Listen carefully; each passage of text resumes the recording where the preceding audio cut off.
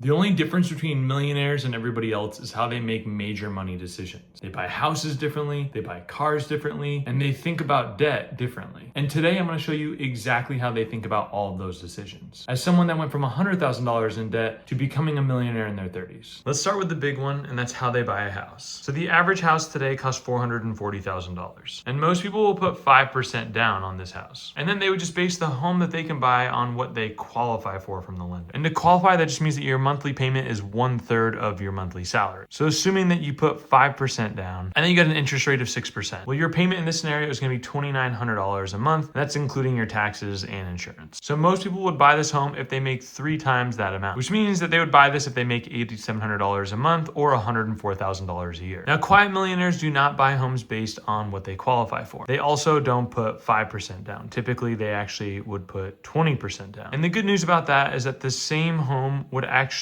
end up having a monthly payment of $2,500 per month because now they're putting $88,000 down. But they would say that they need to be making at least 4x that amount on a monthly basis. So $10,000 a month or $120,000 a year. And the other main difference is that when people are looking to qualify, that's actually based on your gross income. Millionaires are looking at this based on their net income. So how much they're making after they pay taxes. So assuming that they get taxed 25%, the millionaire would need to make $160,000 in order to feel confident buying this home, whereas a normal person would be okay buying this if they made $104,000 a year. Let me show you why this actually matters. So the normal couple in this scenario is making $8,700 a month, but after paying taxes, they're actually bringing home about $6,500, which means that after paying their $2,900 a month mortgage, they're left with a little over $3,600. And that money's got to cover all their other bills, their lifestyle, and saving and investing. Now, the millionaire, remember, they make $10,000 after paying taxes, so when they pay their $2,500 mortgage, they're left with $7,500. Having $7,500 left over means that they're going to be able to build up an emergency fund, easily save 20% of their money, and even pay off their mortgage faster. Which, by the way, this is something that most millionaires do. Now, the next most common purchase is buying a car. And right now, the average car payment is $520 a month. What's worse is a lot of people are getting these car payments 6 years or even longer. And the way that most people decide on the car that they can buy is they just focus on the monthly payment. That's it. And for the most part, they try to keep it to like 10 or 15% of their monthly income. So someone that's making $60,000 a year or $5,000 a month would say, hey, I can afford that car. Problem with this mindset is that dealerships use the length of the loan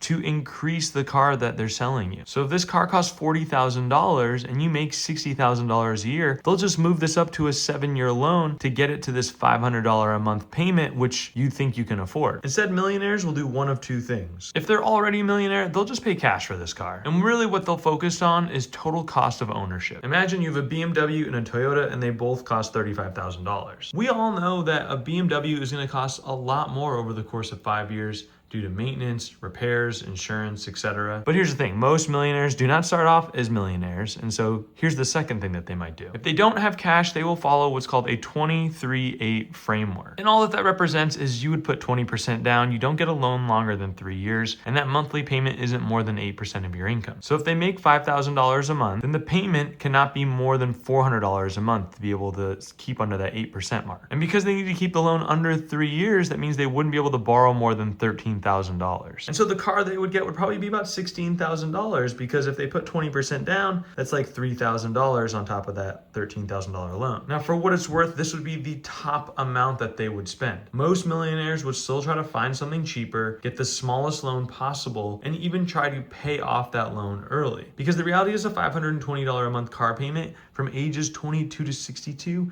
is $1.3 million that you miss out on investing. So those are the most common big purchases for people, but I think there's also this misconception that people who are millionaires were never in debt. And so if we're in debt ourselves, we often feel that our ability to become financially stable is impossible. But most millionaires went through their own debt journey as well. Like I said in the beginning of the video, I had $100,000 in debt and now I'm a millionaire. And there's actually some commonalities around how millionaires handle getting out of debt. For starters, they create a budget framework that makes it easier for them to visualize actually getting out of debt. Typically, those frameworks are either a 60-20 80-20 or a 50-30-20 budget, where this largest chunk in either category goes towards covering your bills. This includes your minimum debt payments as well. And then this 20 or 30% goes towards your lifestyle. And then the last 20% in each case would go towards extra payments on your debt. Now you can adjust all these numbers to fit your lifestyle, but you'll notice that there's a commonality here. These people are not saving and investing while they're getting rid of debt. They do usually save a little bit of an emergency fund, like $1,000 to $4,000, just to cover themselves. That way they don't have to go back into debt if an emergency happens. And then they follow the debt snowball method to pay off their debt. So imagine that you have 4 loans, and here's what each loan amount is and what their interest rates are. Rather than taking that 20% and spreading it out equally across all 4 of those loans, the debt snowball method would actually have you focus on the smallest loan amount first. Now, once these people are out of debt, that's when they actually start investing. Now, let's say that that's $4,000 a month. I want to make it a little bit larger just so I can show you the order of accounts that you would use for this amount. The first account that they would invest in would be a Roth IRA. You can contribute up to $7,500 a year. So they would put $625 a month into this account. And this account would allow you to withdraw money at retirement tax-free. Then they would invest in their 401k if their employer provides it. The most that you can contribute is $24,500 a year, which is basically $2,000 a month. And this account actually lowers your taxable income. Then they would focus on investing into a health savings account, an HSA, which for a family, the max is $8,750 a year. You'd be putting in $730 a month.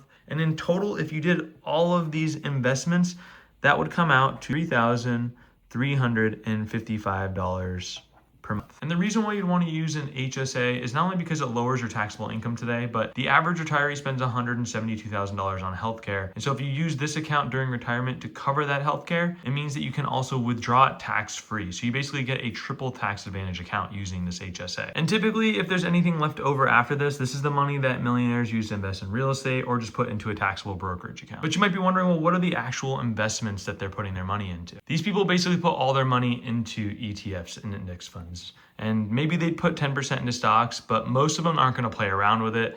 And these are some of the top index funds that they would use. These are all Vanguard index funds for the most part, except for the QQQ. If they invested money in Fidelity, they might add FXAAX into this as well. And if you just invested like $600 a month into all these index funds over the course of 30 years, you'd be a tax-free millionaire if you used a Roth IRA. I consider all of that type of investing putting your own oxygen mask on. Once you have completed that, then you can start focusing on investing for your kids, because you don't want to invest for your kids and then put them into a position later on in life where they have to take care of you because you weren't investing and taking care of your own needs. And what quiet millionaires will do is they'll actually take that $520 a month that most people spend on their cars, and they'll divide it across 3 accounts for their kids. And those 3 accounts are just a 529 plan, a UTMA account, and a Roth IRA. And so again, they'll take that 520, they'll split it up amongst these accounts in these various amounts, and they'll invest all of it into the index fund, VU, or maybe one of the other ones I mentioned previously, but they'll keep it really simple and probably just use one. And what ends up happening is their kids end up having $100,000 that they can use to pay for college, and because it's in a 529 plan, they can pull it all out tax-free. And if they don't go to school, they can actually roll over $35,000 of this into their own Roth IRA. And then at 22, they can take the money out of the UTMA and use it as a down payment on their first home, because it would turn into $93,000. Now, the challenge with the Roth IRA is that they do need earned income. So for most people, this is probably not going to be something they start until the age of 13. But let's say you did this until they graduated college at the age of 22. Well, now at that point, it would be $15,000, which isn't a crazy amount of money,